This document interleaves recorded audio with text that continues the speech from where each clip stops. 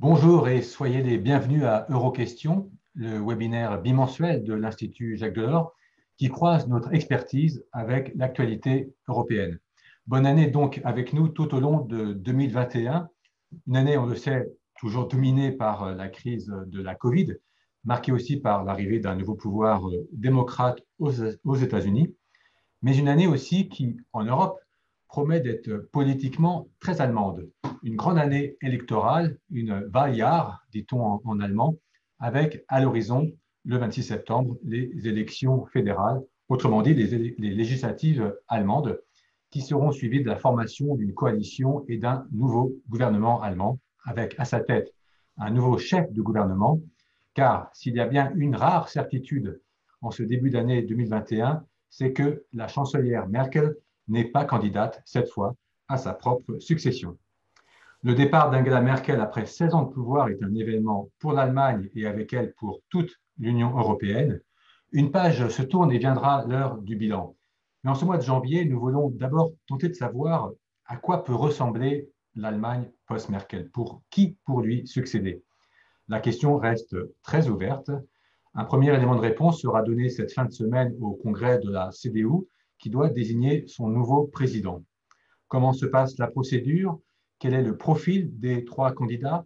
Qui s'inscrit dans la continuité de Merkel et qui s'y oppose? Lequel est le plus pro-européen? Et qui d'autre, au-delà de ces candidats, peut devenir chancelier?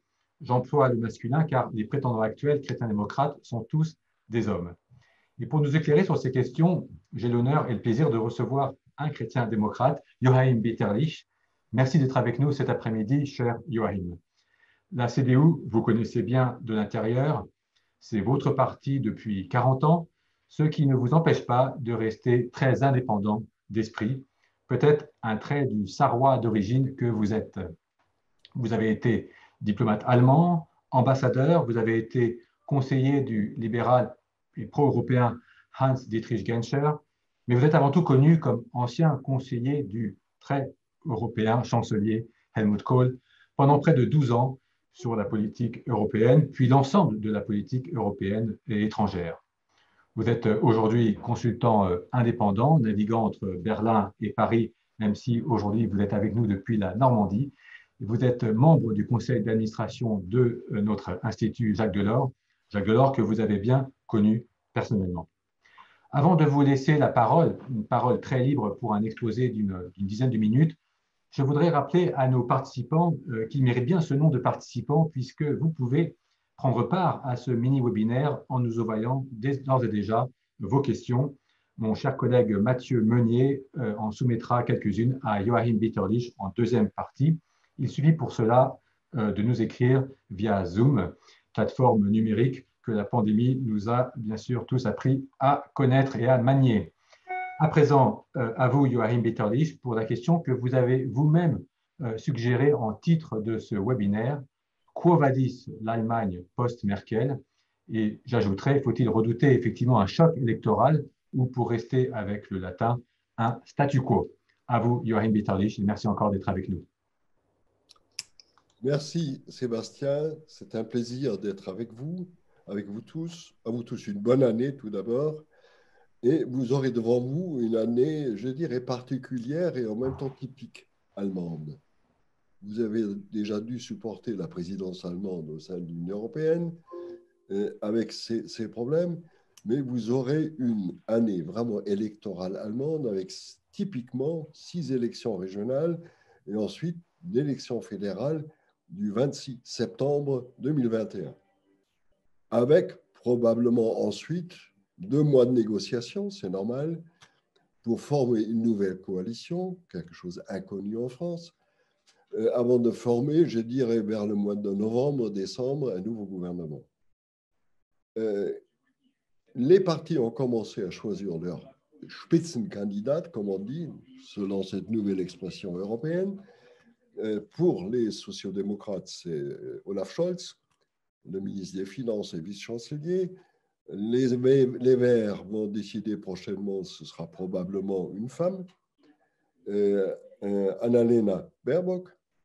Les libéraux sont sous la gestion de leur chef de file, Lindner et la Linke ou encore la AfD, on va voir.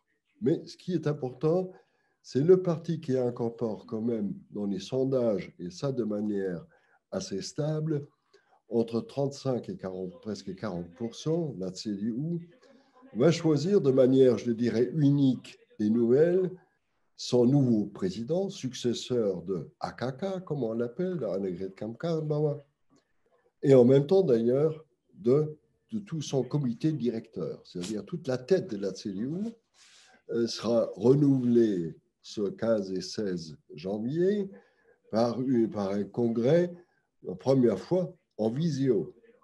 1001 délégués des 16 associations de CDU, des Länder, bon, et des représentants des 405 000 membres vont choisir leur futur président.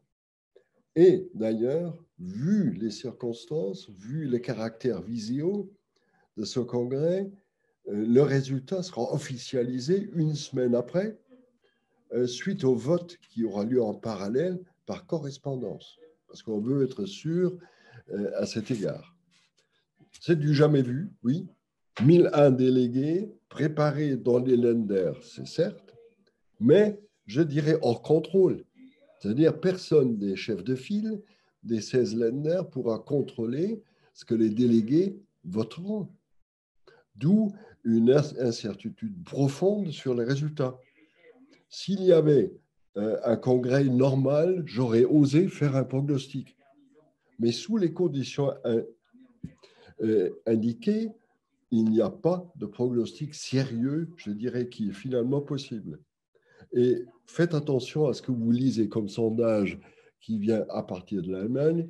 Ça ne représente pas du tout, je dirais, l'ambiance, le feeling, les fonds et les idées de base des délégués au CDU à cet égard. Et il y a, pour le moment, il y a 3 candidats, oui. Il y a Friedrich Merz, un ancien député européen d'ailleurs, ancien chef de file des chrétiens démocrates au sein du Bundestag, un homme qui avait perdu la bataille contre une certaine Angela Merkel et qui s'est retiré ensuite dans le privé et qui est revenu il y a un an pour, en aspirant le leadership de la CDU, un homme libéral, plutôt de la droite. Il vient de Westphalie et ce qui est intéressant, les 3 candidats viennent de la même région. D'où toute la difficulté, même au sein de cette région, qui vote pour qui. Le deuxième candidat est Armin Laschet, ministre-président de la région, qui a gagné les dernières élections régionales comme une grande surprise contre les sociodémocrates.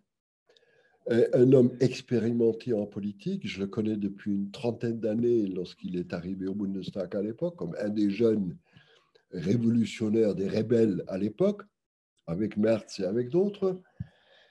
Et il arrive en tandem avec l'actuel ministre de la Santé, avec Jens Spahn, qui représente pour moi plutôt le futur de CDU à moyen terme.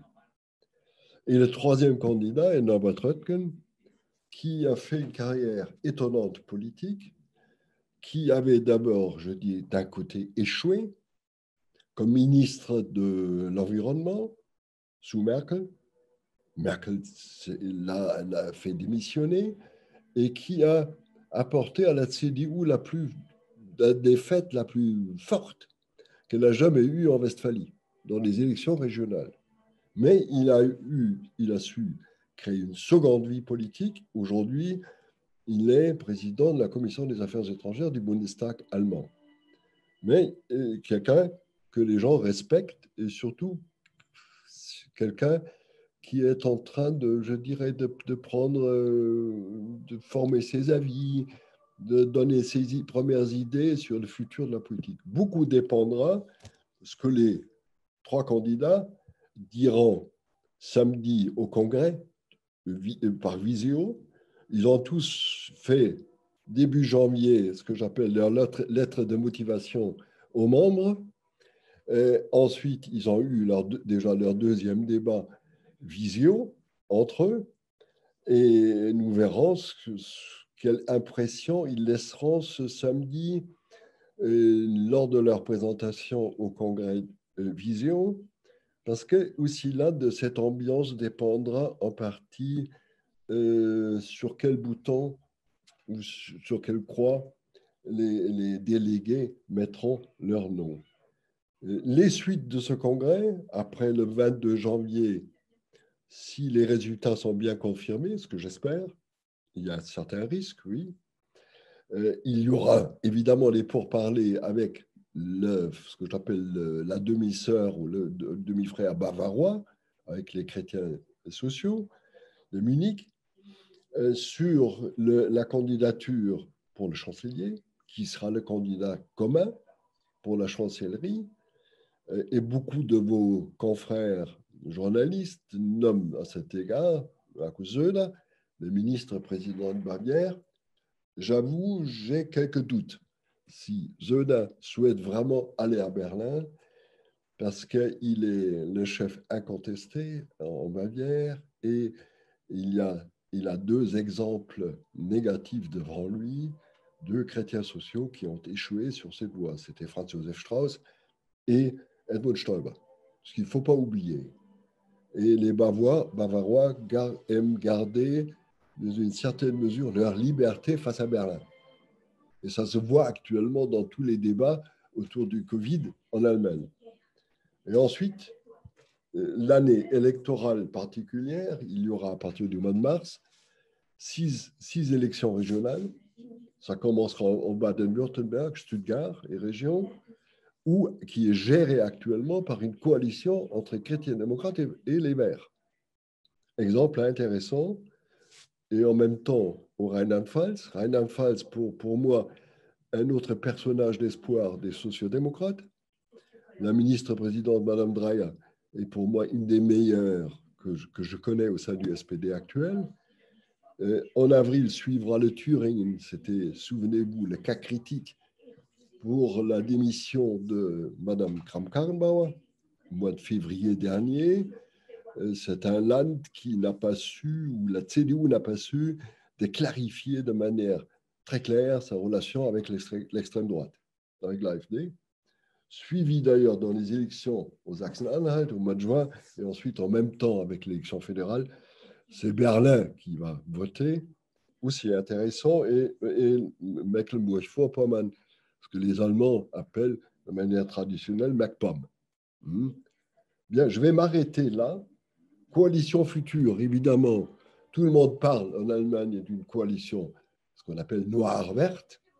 Les Allemands adorent les couleurs, hein, contrairement à ce qu'on appelle la Jamaïque, si vous vous souvenez peut-être de ça. Noir, vert et jaune. Jaune, c'est pour les libéraux qui ont quitté les négociations à l'époque. Et M. Röttgen a constaté hier de manière très claire qu'il ne souhaitait pas une coalition avec les libéraux.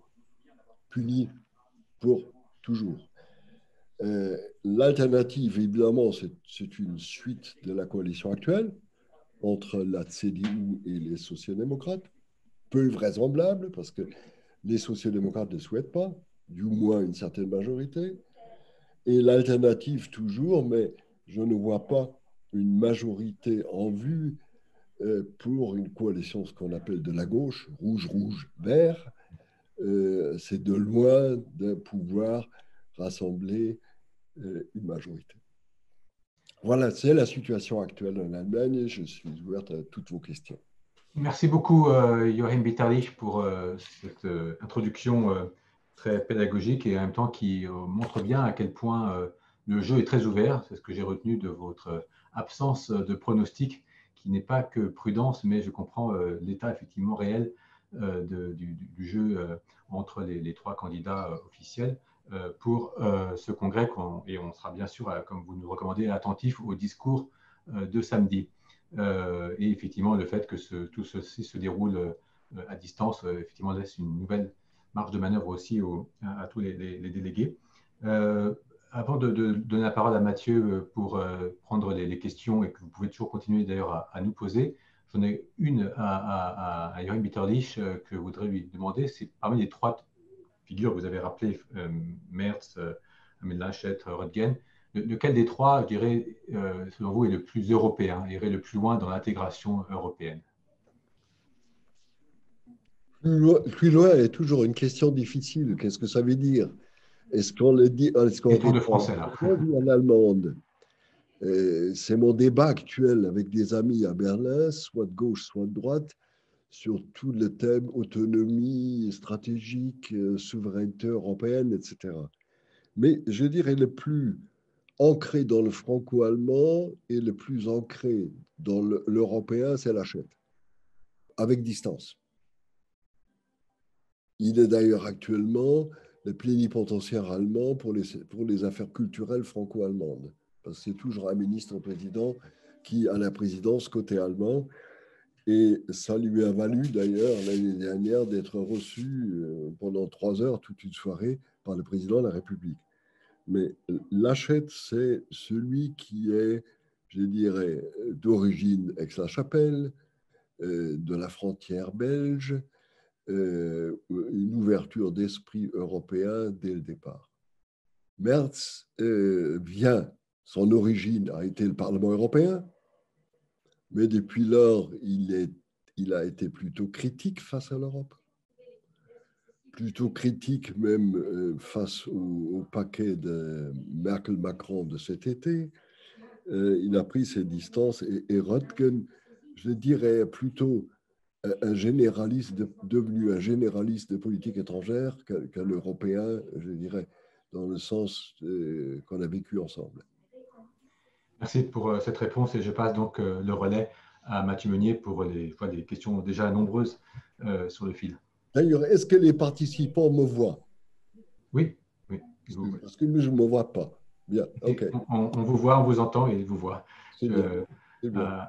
Mathieu. Très bien. Alors, je vais commencer. On a déjà pas mal de questions. Je vais peut-être en poser deux à la fois. Donc, un auditeur demande, est-ce que l'Allemagne post-Merkel sera moins pro-européenne? Et un autre auditeur nous demande, est-ce que la politique européenne de l'Allemagne est un enjeu dans la campagne interne de la CDU ou bien fait-elle l'objet d'un consensus? Ce qui est intéressant, il y a eu quelques jours un sondage publié par le mouvement européen qui dit que 80% des Allemands trouvent que l'Europe est un enjeu important dans l'élection allemande. Jusqu'à maintenant, pour vous le dire franchement, je ne le vois pas. Moi, je crains que cet enjeu viendra surtout ce que j'appelle des bords, surtout des deux bords, d'un côté de l'extrême droite, qui va contester certains acquis européens, par exemple le paquet de ce mois de juillet, du dernier juillet, européen, comme un abandon de souveraineté, ou bien toute la politique de la Banque centrale européenne, qui est toujours critiquée en Allemagne, c'est pas comme ça, et ou bien de la gauche, de la gauche surtout du SPD, qui critique plutôt tout ce qui est sujet de sécurité et défense en Europe. Mais je ne vois pas que l'Europe sera vraiment un sujet central. Le sujet central, pour moi, sera la maîtrise de la crise Covid et les suites. C'est ça la clé, finalement. Santé plus emploi plus économie et finances. Maîtrise. L'allemand aime maîtriser à beaucoup d'égards, mais je ne pense pas qu'un futur gouvernement sera moins européen. Un gouvernement entre les chrétiens-démocrates et les Verts sera même, je dirais, plus européen que le gouvernement actuel, je pense. Mais ça dépend de votre définition, ce que vous dites moins ou plus. Il y aura pour moi nécessité absolue d'un véritable débat franco-allemand, d'abord et ensuite européen, sur les objectifs de l'Europe devant nous. Or, le calendrier européen n'est pas le meilleur à cet égard. Merci. D'ailleurs, c'était l'objet de la question d'un autre auditeur qui nous demandait, peut-on considérer qu'une éventuelle coalition CDU-Vert changera beaucoup la politique européenne de l'Allemagne par rapport à celle faite par la CDU-SPD? Et peut-être que des thèmes de politique européenne seraient bloqués par les Verts allemands. dans une coalition de CDU vert? Écoutez, c'est normal que les Verts vont défendre une politique, je dirais, plutôt progressiste en matière de changement de climat, en matière d'énergie, oui. Attention à la France, les Verts ont un talon d'Achille, c'est la politique nucléaire, soit en matière civile, soit en matière nucléaire. Jusqu'à maintenant, ils évitent soigneusement ce débat. Hein. Mais de l'autre côté, les Verts sont plutôt, je veux dire, avec une majorité fragile en faveur de l'Europe. Chez les Verts, il faut voir, il y a toujours les deux ailes. Il y a même au sein du Bundestag nécessité de voter régulièrement sur tout pas en avant en matière européenne ou internationale, parce qu'il y a toujours une aile, je dirais, critique, ou plutôt de gauche au sein des Verts, face à une aile pragmatique, plutôt assez positive face à l'Europe dans ce parti. Mais actuellement, il y a, je dirais, 55-45 majorité, mais souvent, les Verts ont besoin de congrès extraordinaires pour pouvoir continuer ou suivre une ligne. Merci. Alors peut-être deux questions de plus sur les partis allemands. Des auditeurs nous demandent que pèse Die Linke et pensez-vous que les Verts puissent avoir un résultat électoral surprenant?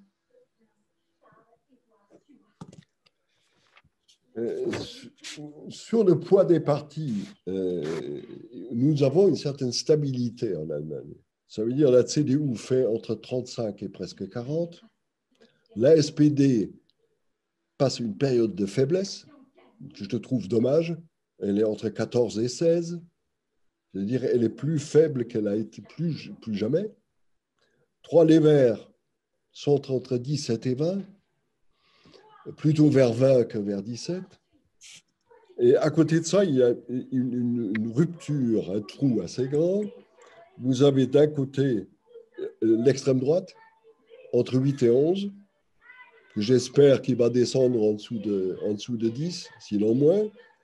Die Linke qui fait entre 7 et 8, mais Die Linke a aussi des problèmes en son sein, entre l'aile, je dirais, pragmatique, ouverte, et l'aile, je dirais, traditionnelle. Et vous avez les libéraux qui ont, je dirais, raté le moment de rester au sein du gouvernement, qui sont très bien en Westphalie, d'ailleurs, avec Laschet. Laschet gère une coalition à Düsseldorf avec les libéraux et ça marche assez bien sur place. Berlin, ils ont quitté les négociations de coalition de la Jamaïque il y a 4 ans. On n'a pas bien compris pourquoi. Et depuis lors, les libéraux cherchent leur place, en réalité. J'ai un certain nombre d'amis libéraux qui ont quitté le parti même, ou qui contestent la direction de M. Lindner. Et c'est le parti qui cherche un petit peu, cherche le sujet, cherche leur sujet, d'où la faiblesse entre 5 et 7% dans les sondages.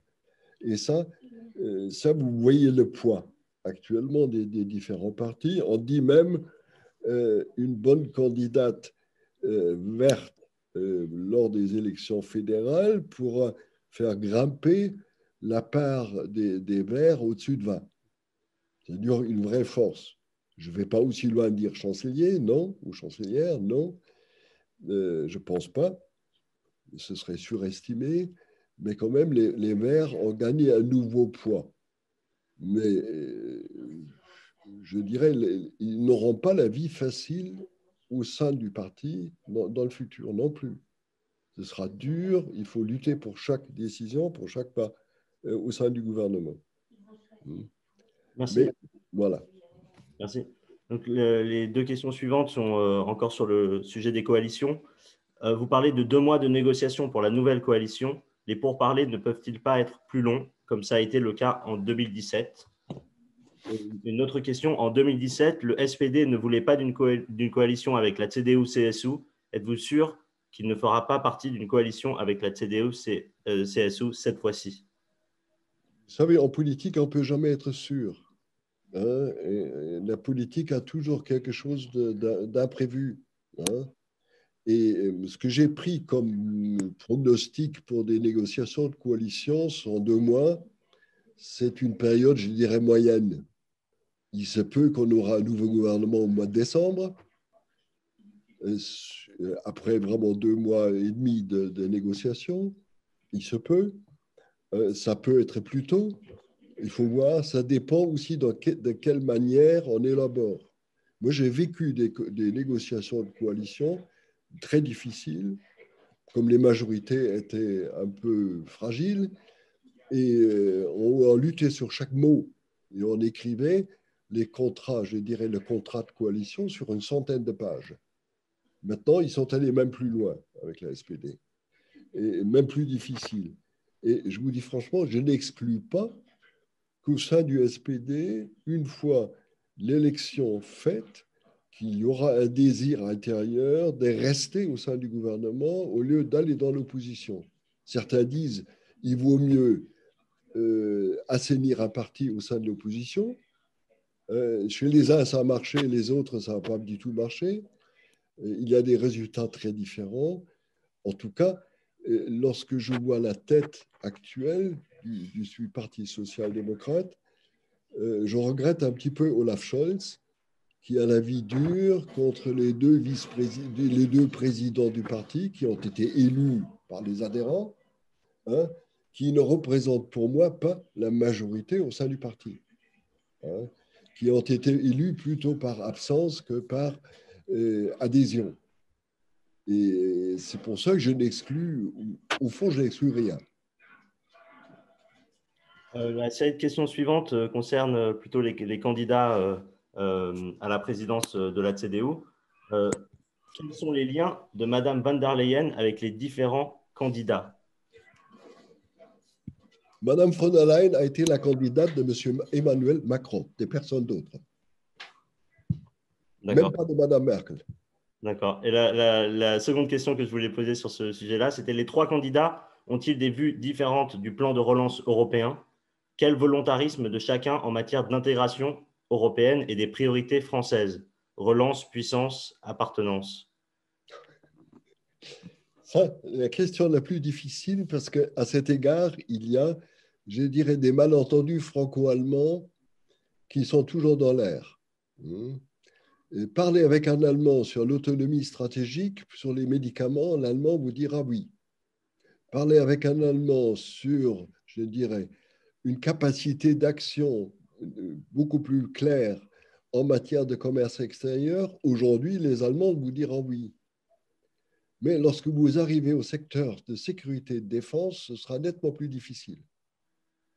Parce que l'Allemand vit toujours dans cette tradition de l'Alliance Atlantique comme l'épine dorsale de sa sécurité, de son intégrité territoriale, de sa liberté. D'où cette relation, je dirais, particulière de l'Allemagne avec les États-Unis. Or, lorsque le Français parle d'autonomie dans ce domaine, le réflexe de l'Allemand, c'est plutôt « Ah, le Français veut nous dissocier des Américains », ce qui n'est pas le cas, je sais. Mais il y a ce soupçon qui existe toujours. D'où, pour moi, il faut un vrai débat entre Français et Allemands à cet égard pour définir ensemble. Ce qui est pour moi intéressant, jusqu'à présent, personne des candidats a critiqué le paquet développé par la France et l'Allemagne au mois de mai, juin, juillet de l'année dernière pour relancer l'économie européenne. Mais toute la difficulté viendra, et j'ai ressenti ça dès le moment où certains politiques français ont commencé à mettre en question, par exemple, les critères de Maastricht ou le remboursement de la dette. À partir de ce moment-là, j'ai reçu des appels critiques des Berlin qui m'ont demandé où va la France. Vous voyez, pour moi, il y a un certain besoin d'explication entre Français et Allemands, entre, je dirais aussi, le futur gouvernement allemand et la France. Évidemment, le calendrier n'est jamais bon en politique. Parce qu'une fois, lorsque le gouvernement allemand sera formé, je dis décembre 2021, la France entame sa campagne électorale jusqu'au mois de mai 2022, sinon jusqu'au mois de juin-juillet 2022. Hein. Et ce sera et en plus une présidence. D'où toute la difficulté d'une relance européenne pendant cette période. Je pense que la relance aura lieu plutôt à partir de la deuxième moitié de 2022 et j'espère que ce sera une relance franco-allemande qui intégrera progressivement d'autres partenaires européens. C'est ça la clé pour moi. Joachim Bitterlich, merci pour ces réponses. Je vois qu'il est 15 heures passées, tout juste. On a encore plusieurs questions et on est ravis de vous avoir. Donc, si vous, la tradition, effectivement, est d'arrêter ces Euroquestions à 15 heures et je voudrais libérer ceux qui, bien sûr, doivent nous quitter. Mais si vous voulez bien nous accorder encore une dizaine de minutes ou un petit quart d'heure, nous serions très heureux de profiter encore de votre analyse. Et avant de repasser la parole à Mathieu, je vois que notre ami Christian Lequesne vous pose la question. Finalement, comme on parlait de la France et justement de l'élection aussi présidentielle française après, quelle serait la meilleure coalition pour Emmanuel Macron après les élections au Bundestag? Est-ce que ce ne serait pas effectivement cette coalition noire-verte qui serait la plus, je dirais, dans son intérêt aussi pour Macron? Je m'abstiens évidemment de tout pronostic pour l'élection française de 2022, c'est un peu loin, mais je dirais une coalition entre la CDU et les Verts, ce serait un partenaire difficile pour la France, oui, mais un bon partenaire. Et je pense que le président de la République l'a bien fait de rencontrer les leaders des Verts allemands pour la première fois, qui ne sont pas du tout les Verts français, puisqu'ils vivent, je dirais, sur une autre onde, si vous voulez, sur une autre planète, mais qui ont un autre programme. Mais c'est bien que le président français les ait rencontrés et qu'il y ait des contacts avec eux. C'est important pour s'expliquer de manière mutuelle. Et on aura besoin de ça. Et je pense ce qu'il faudra intensifier surtout, et là je réponds, je pense que Christian Lequesne est d'accord avec moi, il faudrait intensifier davantage les contacts parlementaires. Moi, c'est un petit peu mon désespoir depuis des années qu'il y ait certains contacts parlementaires formalisés, oui, comme il y a cette commission maintenant, cette assemblée parlementaire commune franco-allemande, c'est bon. Elle souffre un petit peu de Covid, oui, mais qu'il y ait beaucoup plus de relations parlementaires, par exemple, entre les différentes commissions du Bundestag et de l'Assemblée nationale et du Sénat.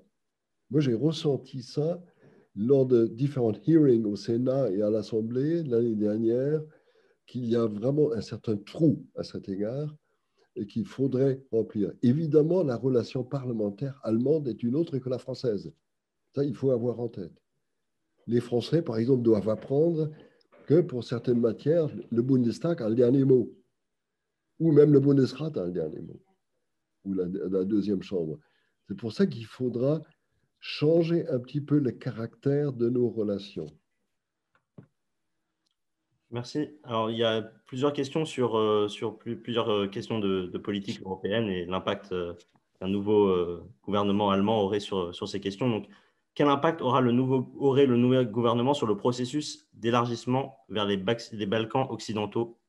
Et pourriez-vous vous dire quel candidat sera le plus sévère vers Fidesz et Orban et les plus énergiques vers le défi de rule of law ou état de droit?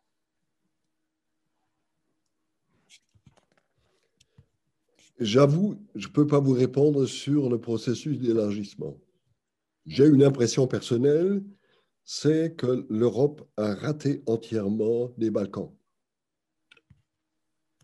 C'est une impression qui s'est renforcée même chez moi suite à un débat que j'ai eu au sein du Sénat français l'année dernière, où les pays étaient représentés, où j'ai discuté avec plusieurs et j'ai eu encore, il y a quelques semaines, un long débat avec un des nouveaux gouvernements des Balkans, je ne vais pas vous dire lequel, où il y a eu une certaine déception sur l'attitude des Européens.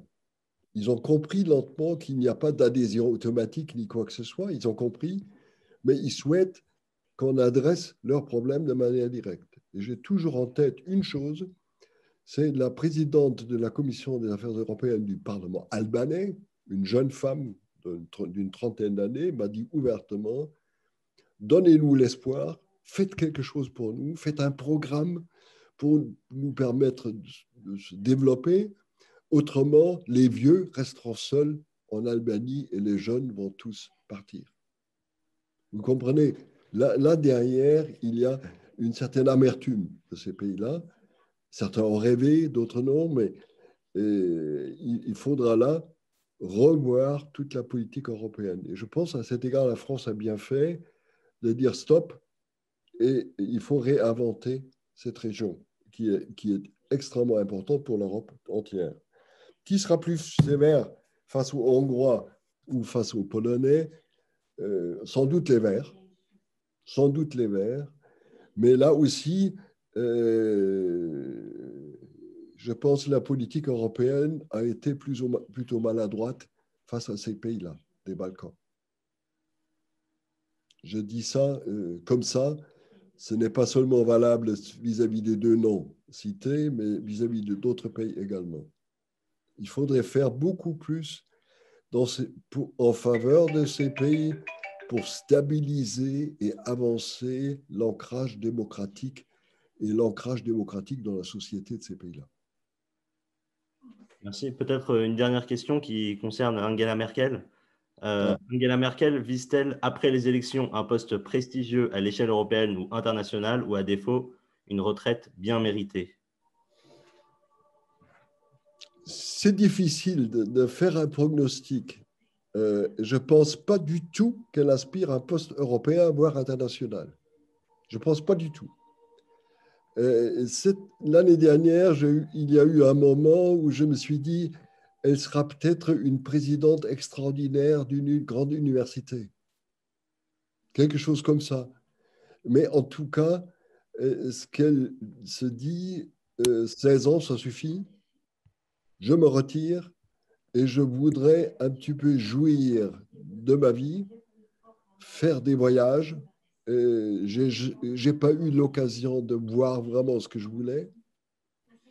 Elle a mentionné comme exemple, elle voudrait traverser les États-Unis en voiture, ou bien être dans les grandes fêtes musicales de ce monde, être présente et ne pas être sous la pression du protocole sans arrêt. Merci beaucoup. Je vous remercie pour cette séance de questions. On a eu énormément de questions aujourd'hui. Et je repasse la parole à Sébastien pour la conclusion. Merci Mathieu et merci encore une fois à vous, Joachim Bitterlich, pour toutes ces questions et plutôt toutes ces réponses, parce qu'effectivement, nous allons suivre de près et le congrès de la CDU et la suite de cette YALVAR, de cette année décisive. D'ailleurs, ce n'est que le début d'une année où nous allons avoir, je crois, d'autres euro-questions d'ici le 26 septembre pour continuer à suivre l'actualité politique allemande qui mérite toute notre attention. Et quoi qu'il arrive, effectivement, l'Allemagne post-Merkel et quoi que fasse Merkel après, on peut effectivement imaginer que le futur chancelier ou future chancelière aura forcément quelque sorte l'ombre de Merkel qui planera sur lui ou elle, et l'héritage de Merkel sera aussi attention, ce qu'on a toujours pensé, souvenez-vous du début de Kohl, souvenez-vous du début de Schröder. Les deux ministres-présidents dans un land sont arrivés au pouvoir et je dirais le peuple, entre guillemets, de Bonn ou de Berlin avait un certain sourire vis-à-vis des deux. Et les deux ont, je dirais, rapidement pris leur place. Et c'est pour ça, Sébastien, ce serait un plaisir de continuer à décoder ensemble avec vous le voisin inconnu allemand. Bien, on continuera de le faire avec grand intérêt tout au long de cette année. Pour le prochain Euroquestion dans 15 jours, mercredi 14h30, le 27 janvier, nous traiterons avec notre collègue Elvire Fabry de l'accord UE-Chine, une des victoires de la présidence allemande, à la toute fin de la présidence allemande du Conseil déjà critiqué en France. Et qui reste effectivement à bien comprendre et pour en mesurer toute la portée. Donc rendez-vous le 27 janvier à 14h30 avec Mathieu Meunier et notre collègue Elio Fabri. D'ici là, portez-vous bien et merci encore à vous, Joachim Bitterlich. Prenez soin de vous tous. Merci. Au revoir, merci. Au revoir.